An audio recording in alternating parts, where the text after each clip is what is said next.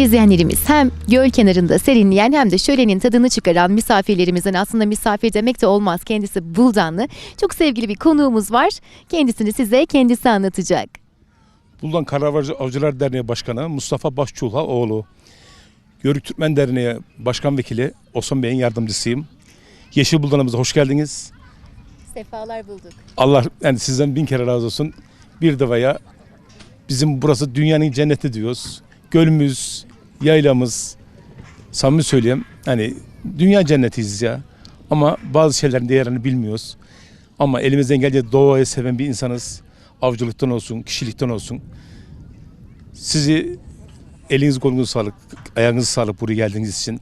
Bizlere tamamı onur ettiğiniz için. Ne demek, memnuniyetle Sağ olun. geldik. Sağ olun. Yörük Türkmen bu memleketin döşümü taşlarıdır.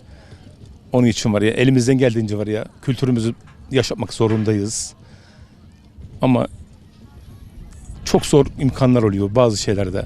Ama bu mücadeleyi tamamen bitirmek zorundayız. Peki siz bir Buldan aşığı olarak Buldan'ı bize biraz anlatır mısınız? Buldan'ımızın kuruluşu çok eski bir tarihi var. Şöyle diyeyim, Cumhuriyet tarihinden önce. Şimdi burada şöyle bir durumumuz var. Biz buradan çok şehit vermişiz. 200 kusur tane şehit vermişiz. 11 bin hani yani ilçenin içinde 280 kusur tane şehit vermişiz. Vatan millet aşkı bizde biraz daha ağırlıklı. Ve samimi söyleyeyim, belki size tamamı yanlış Bursa'ya geçer ama dokumanın baş şehri var Buldan'dır.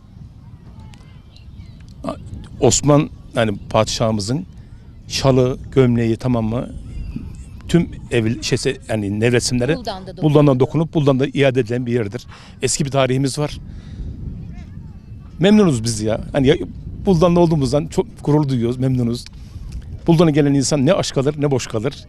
Bir de var ya şöyle bir hani misafirperverizdir. Yanlış hani belki herkes misafir ama değiliz yani. Bizim bir ayrıcalığımız vardır.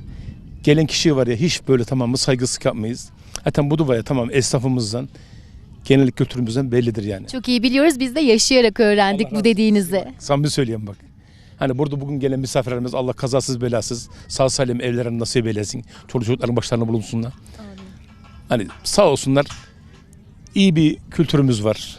Yani elimizden geldiğince hani devam ettirmek zorundayız. Ömrümüz sağ salim olduğu sürece.